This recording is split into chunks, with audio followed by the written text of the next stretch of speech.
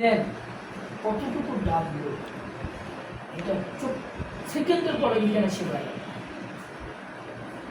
আপনি পা দিয়ে কাজ করবেন কিন্তু সেভাবে কোথায় আমার কলজা কিডনিতে গুর্দা ফ্যাটে বুকে না, এখানে শেখায়।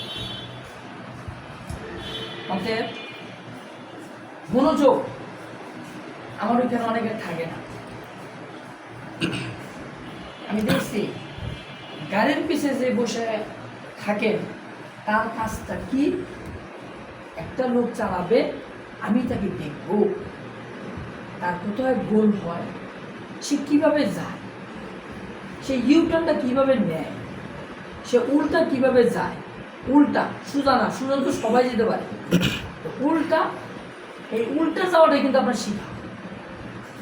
কেন এই উল্টা যাইতে যাইয়া আপনার এক নাম্বারে ভয় দূর হচ্ছে, 2 নম্বরে সাহস অর্জন হচ্ছে, 3 নম্বরে আপনার গতি কতটুকু রাখতে হবে, হ্যাঁ, এই সব বিষয়টাই আপনার জন্য ভালো হচ্ছে।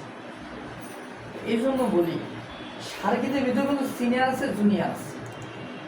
সিনিয়র জুনিয়র কেমন, আমার এখানে যে ভর্তি হয়েছে 2 দিন আগে সে আপনার সিনিয়র,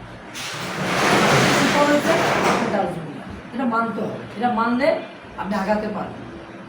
আর একটা লোক যখন চালাবে তখন তাকে একটু দেখা, তার পিছিয়ে যারা বসে থাকেন দেখার জন্য, তারা আবার কি করে জানলা দিয়ে তাকে মনে হয় যে ঢাকা সত্তর।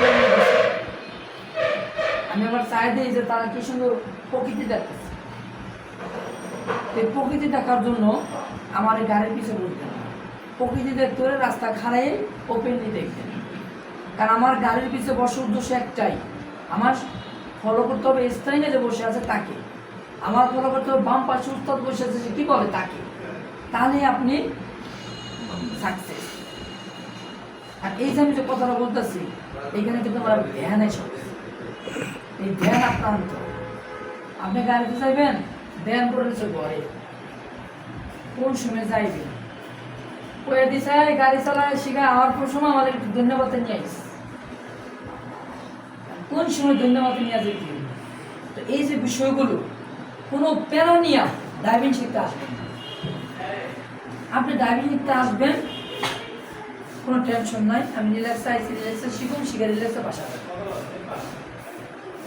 এই যে আমি যে কথা বলতেছি এখন যদি আমি একটু শুনে কথা বলতাম আবার একটু কাজ করতাম, তাহলে কিন্তু আমার কথায় যে একটা লাইন এটা কিন্তু ঠিক থাকতো না, কিন্তু উল্টা পাল্টা যেত। এই জন্য বলি যে কোনো কাজের একটা ধ্যান আছে, এই ধ্যান